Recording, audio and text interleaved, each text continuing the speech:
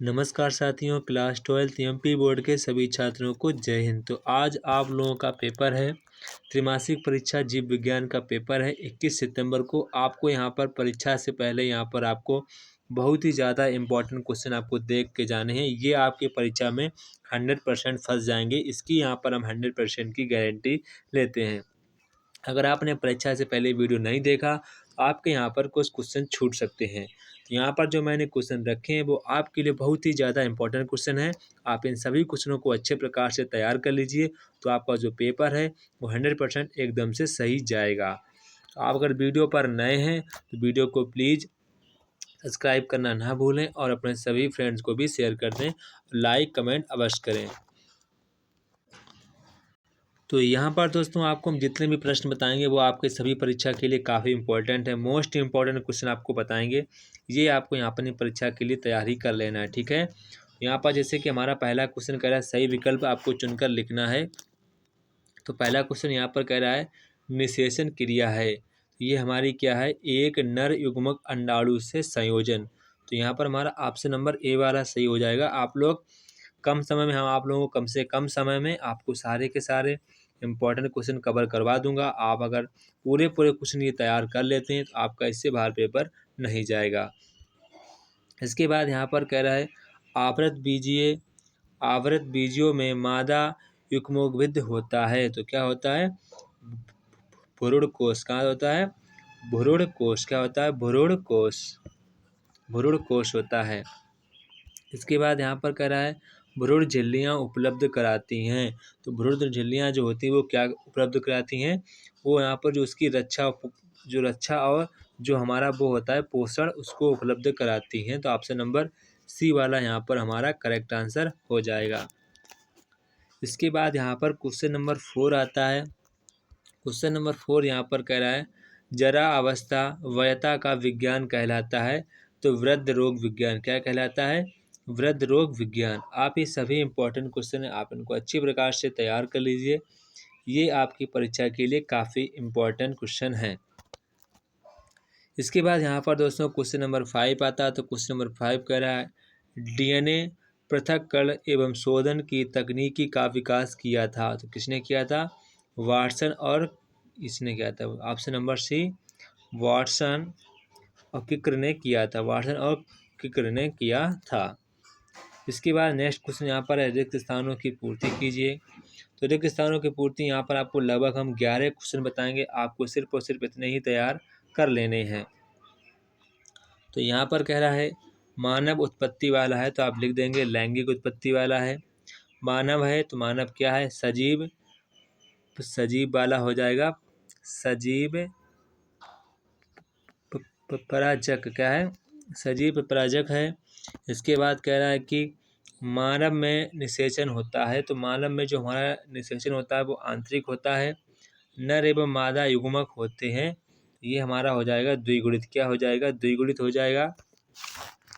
युग्मनज होता है, इसका हमारा सही क्या हो जाएगा, युग्मनज होता है द्विगुणित। क्या हो जाएगा, द्विगुणित हो जाएगा। इसके बाद यहाँ पर आप नेक्स्ट क्वेश्चन नंबर 4 को एक बार फिर से देख लेते हैं।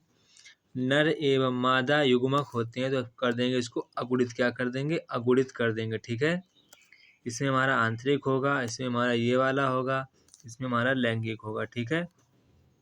इसके बाद क्वेश्चन नंबर 5 युग्मनज होता है, तो इसे कर देंगे द्विगुणित। क्या कर देंगे, द्विगुणित।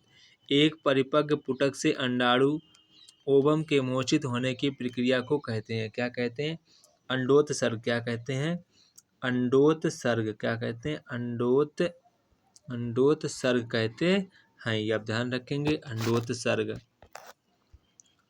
इसके बाद यहाँ पर कह रहा है अंडोत्सर्ग यानी कि ओव्यूलेशन नामक हार्मोन द्वारा प्रेरित होता है। तो किसके द्वारा होता है, LH एवं FSH, ये हमारा एक प्रकार का हार्मोन होता है, LH एवं FSH।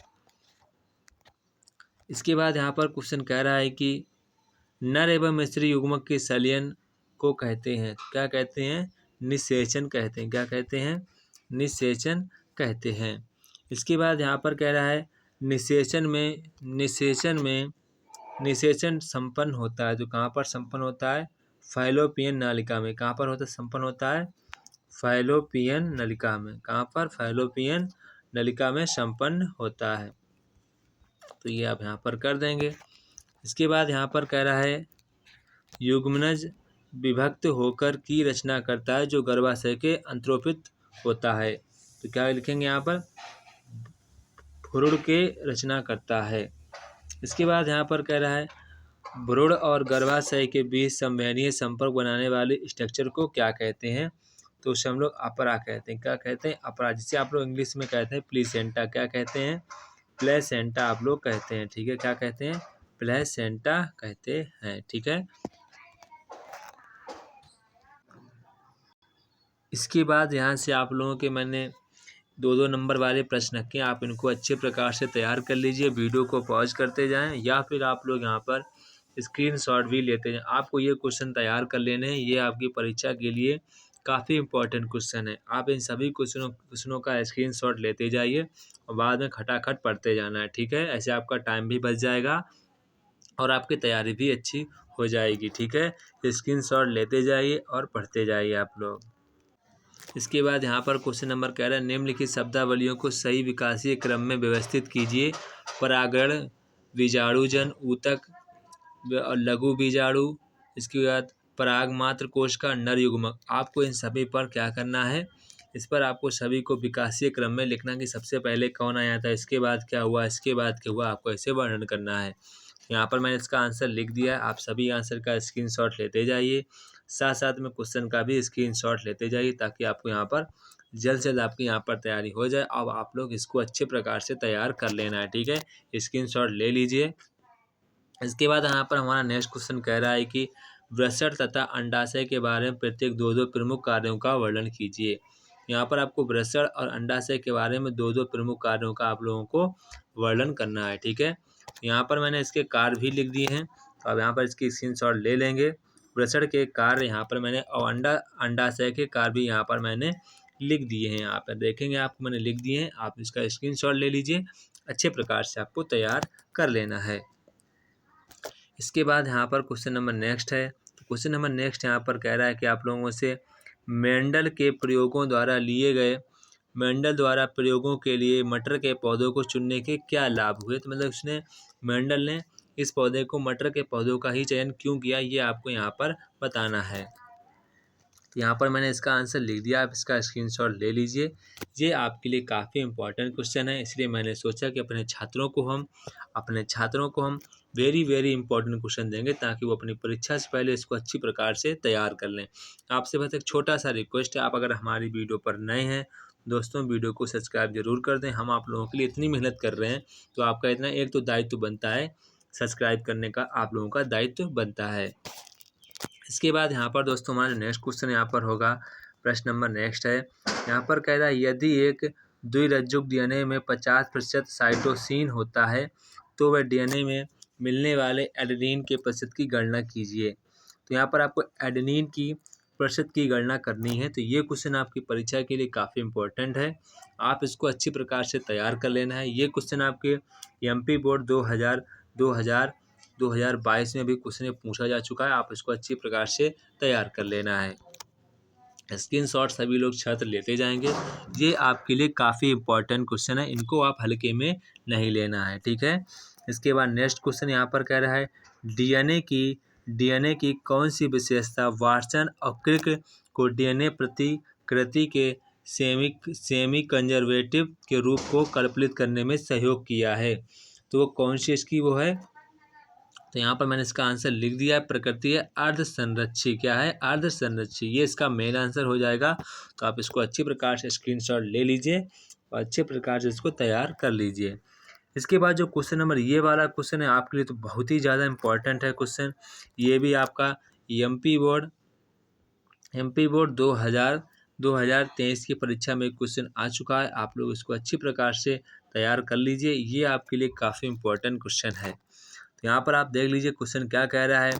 टेम्पलेट डीएनए आरएनए के रासायनिक प्रकृति एवं डीएनए या आरएनए के संश्लेषित न्यूक्लिक अम्लों की प्रकृति के आधार पर न्यूक्लिक अम्ल पॉलीमरेज के विभिन्न प्रकार की सूची बनाइए। तो यहाँ पर आपको विभिन्न प्रकार की सूची बनाना है कि डीएनए कितने प्रकार के होते हैं, आरएनए कितने प्रकार के होते हैं, यहाँ पर आपको उनकी सूची बनाना है। तो यहाँ पर आप लोग क्वेश्चन के आंसर के स्क्रीनशॉट लेते जाएंगे। ये आपके जो क्वेश्चन है काफ़ी इंपॉर्टेंट क्वेश्चन है, आप इसको अच्छे प्रकार से तैयार कर लेना है, ठीक है। इसके बाद नेक्स्ट क्वेश्चन यहाँ पर कह रहा है स्थानांतरण के दौरान राइबोसोम की 2 मुख्य भूमिकाओं की सूची बनाइए। तो यहाँ पर मैंने 2 सूची बना दी हैं, सिर्फ और सिर्फ इसका आपको स्क्रीनशॉट ले लेना है। ये आपके लिए काफ़ी इंपॉर्टेंट क्वेश्चन है।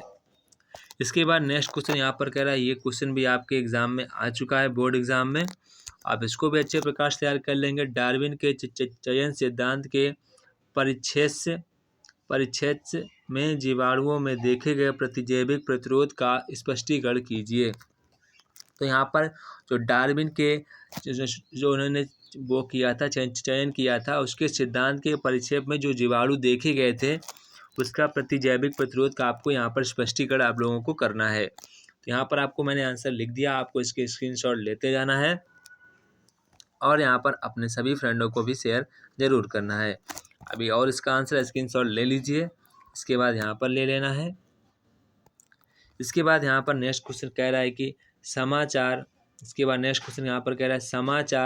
पत्रों और लोकप्रिय वैज्ञानिक लेखों में विकास संबंधी नई जीवाश्मों और मतभेदों की जानकारी प्राप्त कीजिए। इस क्वेश्चन को भी आप लोगों को स्क्रीनशॉट ले लेना है, आपके लिए काफ़ी इंपॉर्टेंट क्वेश्चन है। इसके बाद नेक्स्ट क्वेश्चन यहाँ पर आप इतना और ले लीजिए स्क्रीनशॉट, इसका यहाँ से और ले लीजिए। इसके बाद नेक्स्ट क्वेश्चन यहाँ पर कह रहा है कि पारिस्थितिक तंत्र के घटकों की व्याख्या कीजिए। तो यहाँ पर आपको पारिस्थितिक तंत्र के घटकों की आप लोगों को यहाँ पर व्याख्या करनी है, तो आप इसको अच्छे प्रकार से तैयार करना है। ये भी आपके बोर्ड एग्जाम में क्वेश्चन आ चुका है, अच्छे प्रकार से इसको तैयार करना है। आप सभी लोग बस खाली स्क्रीनशॉट लेते जाइए, आपका यहाँ पर पूरा कंप्लीट होता जाएगा। सिर्फ आपको लास्ट में फटाक से बाद में पढ़ लेना है, ठीक है। अच्छे प्रकार से स्क्रीनशॉट लेते जाइए आप लोग, इसको बाद में फटाक से आप लोगों को पढ़ लेना है, ठीक है। इसके बाद यहाँ से आपको स्क्रीनशॉट ले लेनी है, इसके बाद इतनी और स्क्रीनशॉट ले लो। अगला यहाँ पर प्रश्न कह रहा है अपघटन की परिभाषा दीजिए तथा अपघटन की जो प्रक्रिया एवं उसके उत्पाद की व्याख्या करिए। ये क्वेश्चन आपकी परीक्षा के लिए तो बहुत ही ज़्यादा इम्पोर्टेंट है, आप इसको अच्छे प्रकार से तैयार करना है, ठीक है। पहले इतने का सभी लोग स्क्रीनशॉट ले लीजिए, सभी लोग इतने का स्क्रीनशॉट ले लीजिए जल्दी से, फिर इसको नेक्स्ट बढ़ते हैं हम लोग। यहाँ पर सभी लोगों ने इतने की स्क्रीनशॉट ले ली होगी। उसके बाद यहाँ पर नेक्स्ट बढ़ते हैं हम लोग।